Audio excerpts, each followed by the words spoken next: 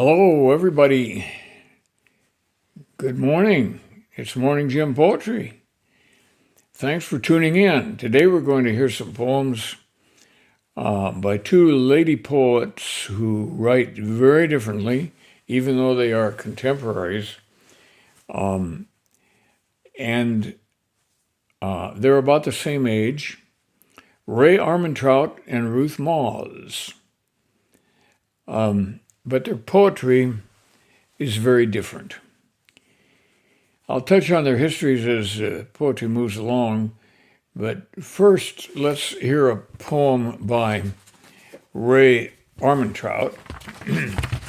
It's called How to Disappear. And I might tell you in advance that Ray Armentrout tends to divide up her poetry into sections with numbers, dividing them.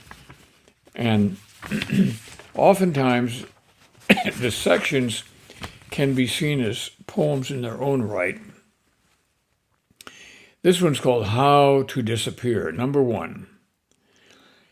You had been swinging restlessly between the appearance of spontaneity and the appearance of serious thought. You had been changing lanes after a glance in a mirror, honest about its tendency to distort. What choice did you have? It was soothing to watch wisps of smoke from a nearby chimney disappearing one by one. Part 2. Do you like pulses, ridges, ripples stretching into obscurity? Would you prefer a flicker to a steady light source? This one stutters slightly, hesitant, as if it could hold something in reserve. That's it. That's part 1 and part 2. They're really separate poems, you might say, but they do blend into one another. Because remember, in the first stanza, she describes herself or someone as swinging restlessly between the appearance of spontaneity and the appearance of serious thought. And then in the second part, she's talking about smoke from a nearby chimney, and the puffs are not all the same. Do you like pulses, ridges, ripples stretching into obscurity? Would you prefer a flicker to a steady light source? This one stutters slightly, hesitant, as if it could hold something in reserve. That's the complete poem. And I'll let you decide how you'd like to interpret it. I've given you a hint of what it says to me. But let's move now to Ruth Moz. Ruth has written a new book called Puzzled. You can see it right in front of you here. And it's been illustrated, including the cover, by her cousin Katja Weiss, who lives in Germany, but who has come to visit. And this is a beautiful book. It's got not only good poems, but a lot of the art of Katja Weiss in it. Okay, now let's read a poem by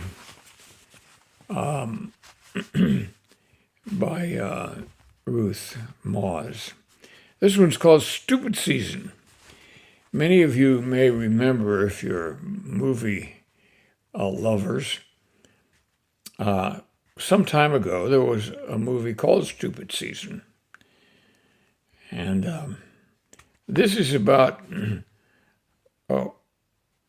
parts in that movie. And it's got a prologue. It says, when Peter Sellers says to Shirley MacLaine, "Shall we gather the apricots together at my farm in Maison Parlette?" Was he seducing a beautiful widow at her husband's funeral, or seeking unpaid help for the harvest? These are the questions driving you to seek answers. From sticky buns at 3 a.m, straining to break into the Codebreakers Club, about a parsec too cerebral for most. When the school of wisecrack, puns, and outrageous retorts expelled you, is it because you didn't scatter the ashes as instructed, or because you inscribed, "The cheese stands alone" on the tombstone? After all, venom and gastropods should mix well, if only when they mate during stupid season, and it's always time to fall in love again, to look at the other and see wounds still unhealed. Don't you always dance for the apricots?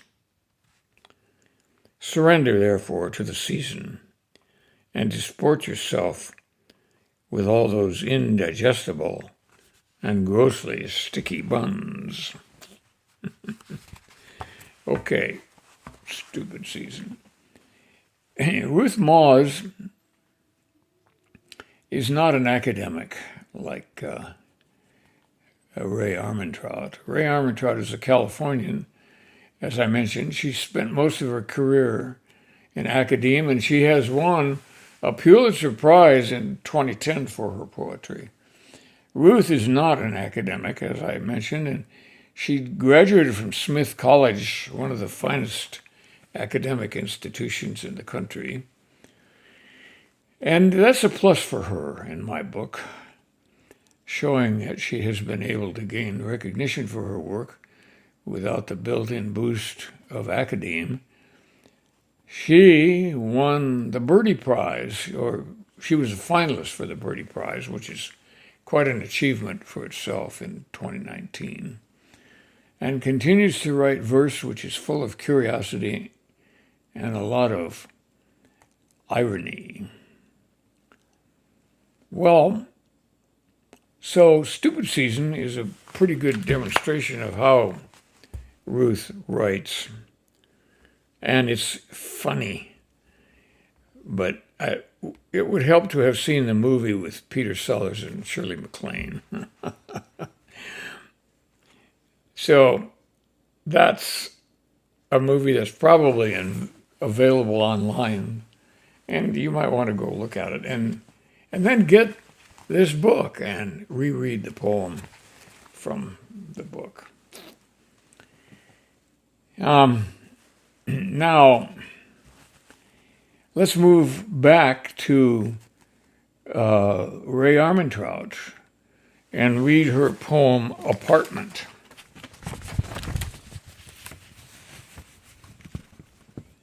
The woman on the mantel, who doesn't much resemble me, is holding a chainsaw away from her body with a shocked smile, while an undiscovered tumor squats on her kidney. That's Section 1. Section 2. The present is a sentimental favorite, with its heady mix of grandiosity and objection, truncated, framed. It's as if I'm subletting a friend's apartment.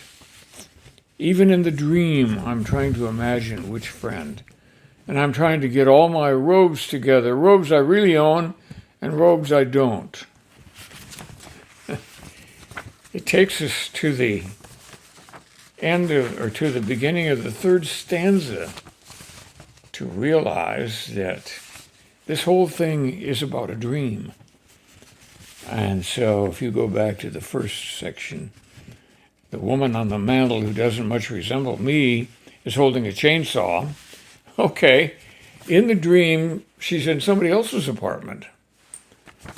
And so that explains that. And then at the end, she says, I'm trying to get all my robes together, robes I really own and robes I don't.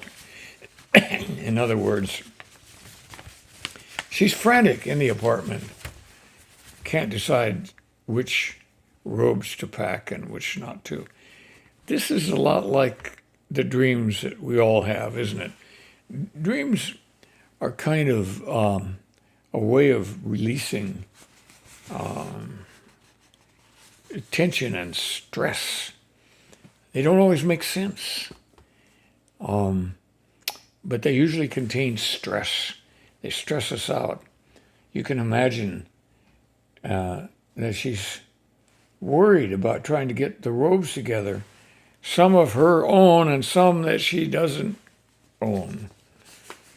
That's a conundrum if there ever was one. Okay. It's a typical dream then, full of anxiety and uncertainty. Okay, now let's move back to Ruth Moss and see if we can find this other poem that I want to read. It's called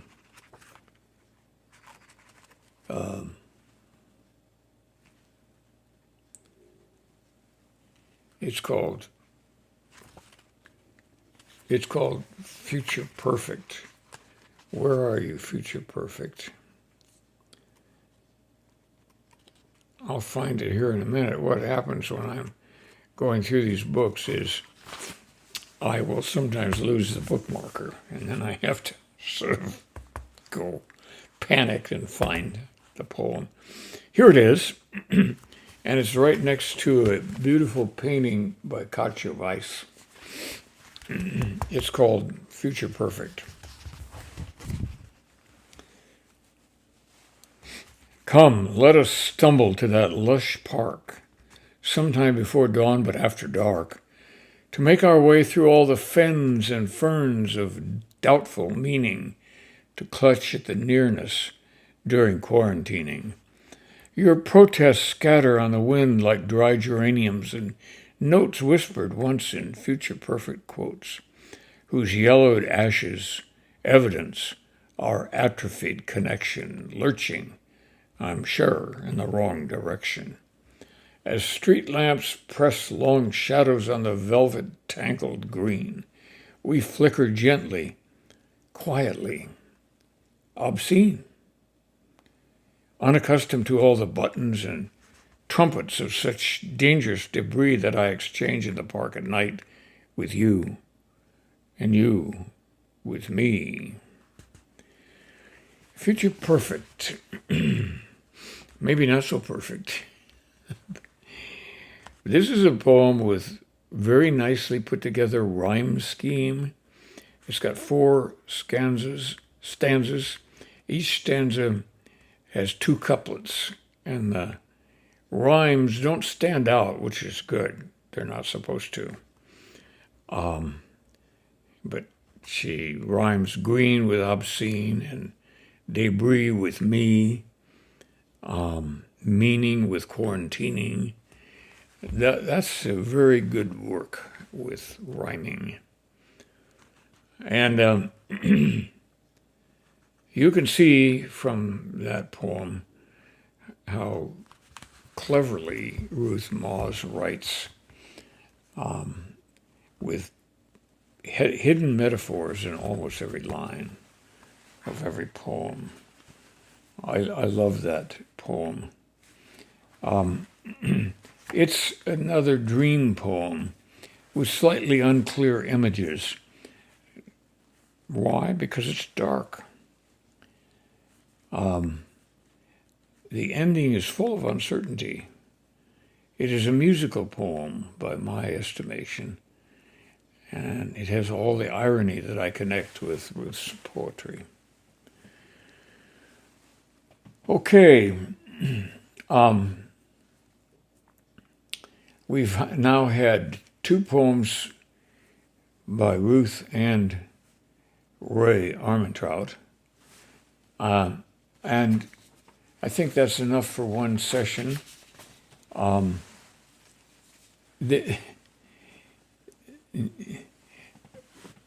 We have to almost read more of their work to get it all together for us, I think. And I would encourage you to do a little research based on the start you had here with me, confusing as it may have been. But the poems of Ruth Moss and Ray Armentrout are worth your trouble, I think. Goodbye and good luck.